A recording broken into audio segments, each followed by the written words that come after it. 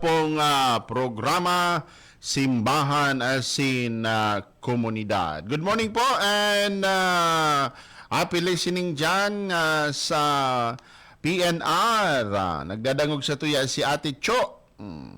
Sabi ni Ate Cho, wastong nutrisyon, go, grow, and glow. Yan. Tama mga katiwala. Ano po? Wastong nutrisyon. Dapat magkaon kigulay. Ano po? Asin iwasan ang mga pampalasa. Yan. Ito na pagsabihin natin so brand. Paragos kita mga katiwala. Pinagsabi niya to mga tugang na wastong nutrisyon, pundasyon kan buhay nin tawo. Ade?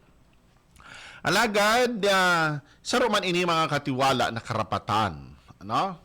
Karapatan, iyo po, karapatan niya to bilang tao ang magkaigwanin sapat na masustansyang pagkakan.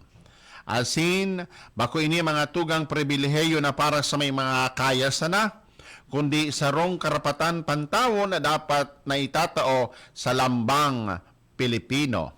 Ano po? Kaya ngunya na nutrition man, ang pangapunan niya to sa mga nasa posisyon, nasa gobyerno, at sa asinsiring man sa bilog na banwaan, gibuho na prioridad ang food security. Ano? So bago kita magpadagos ko, mo na po mga katiwala ang report hali dyan sa luwas, mga partners, si stakeholder inonra sa ika-23 sa Ringay Awards kan DENR Bicol. Katiwalang Rolly, ibareta mo.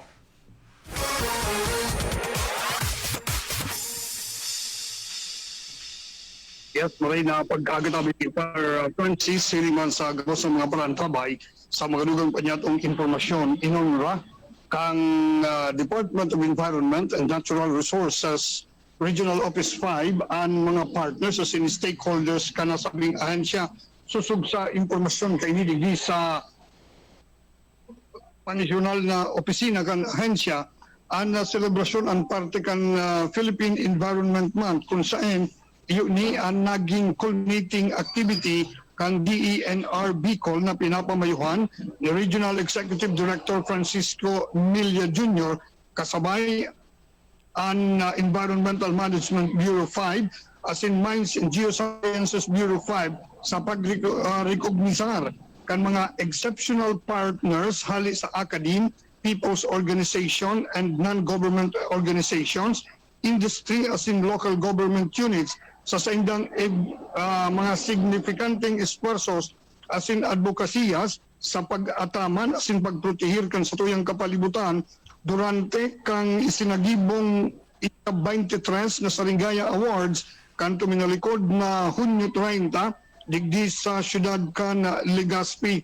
Ang nasabing aktibidad ang inatindiran ni DENR Assistant Secretary for Field Operations Luzon and Visayas, Engineer Gilbert Gonzales, na nagpaabot nin sarong inspirational message asin tinauan doon ang importanteng papel sa kolaborasyon sa pag-ataman kan kapalibutan o ining environmental governance. Kasabay man sa mga nag-atindir, iyo ang mga mayor na opisyales asin personales kan DENR Bicol, EMB asin MGB kasabay ang mga partners asin awardees. Susunod sa impormasyon na kuakan Central Bicol State University of Agriculture o CBSUA ang academic category na pinag-awardan ini kan sa indang exceptional environmental efforts and initiative mantang sa People's Organization and Non-Government Organization category ang Worldwide Fund for Nature Philippines Donsol Integrated Conservation Program ang nagbutwa na awardee para sa substantial contribution kaini sa konserbasyon kan marine biodiversity as in community-based environmental management sa Tikaw Boreas Pass Protected Landscape sa industry category nakuha kan Metropolitan Naga Water District an award para sa exemplary effort sa pagpadagos kan environmental conservation sustainability sa operasyon asin service areas kan opisina.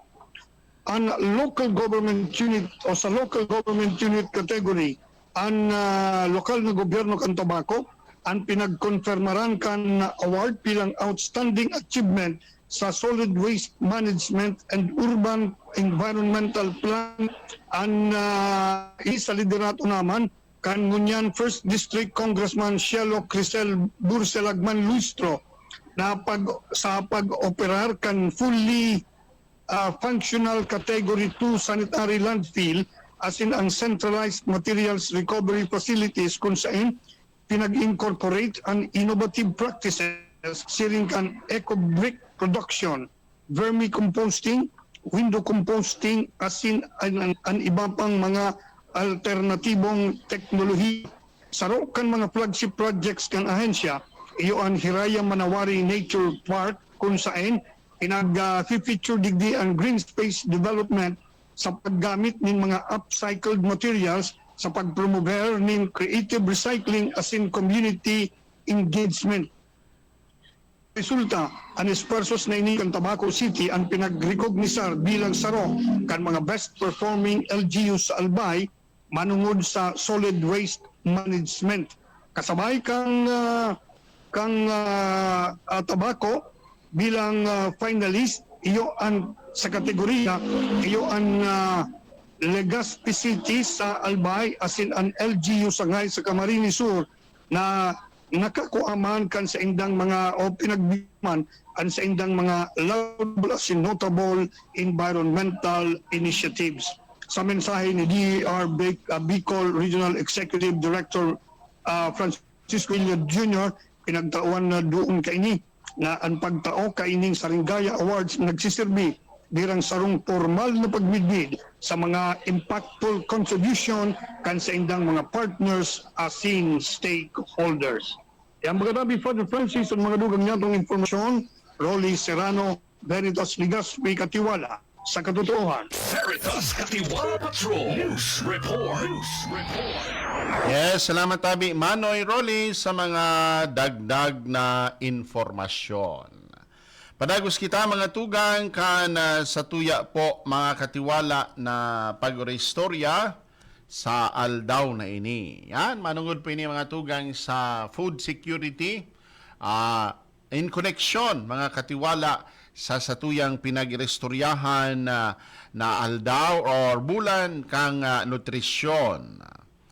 Imbes chicheria nilagang mani. Ya, tama baga, ade? Imbes na mga uyan po na mga malana, mag-inom na sa ng lana. Ano? Joke lang po. Dahil na magparap-karakan kilana. Magkarakan kilana. Imbes na sa mga unhealthy, ano po? Unhealthy po. Mga unhealthy, mga katiwala, sabi nga ni po baga, ang wastong nutrition, na man ininahihiling, duman po sa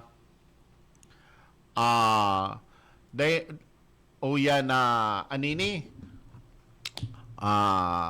ang wastong nutrition bako po ininailing na diyan magkakan sa mga restaurant. Ang wastong nutrition baga po mga katiwala, ito sana po bagang go, grow, glow. Ano ang go? Ito po go, nagdadara sa satuya na maghiro, magtaon ng energy. Ano ang mga example po kani nagtataw sa tuya ni enerhiya. Ito mga carbohydrates. Halimbawa po bagakaan, kamote, maluto, tinapay. So mga carbohydrates na nagtataw sa satuya na nagiging nagiging source man ini kang mga helang minsan, ade. Paano? Ang gabos bagang sobra, maraot. Ade? So, tama sa nang sukol kang pagkakan. Ano? Sinsiring man, totoo, igaman po kitang dapat na i-consider. So, metabolism. Ano? So the sum total of sum total kang process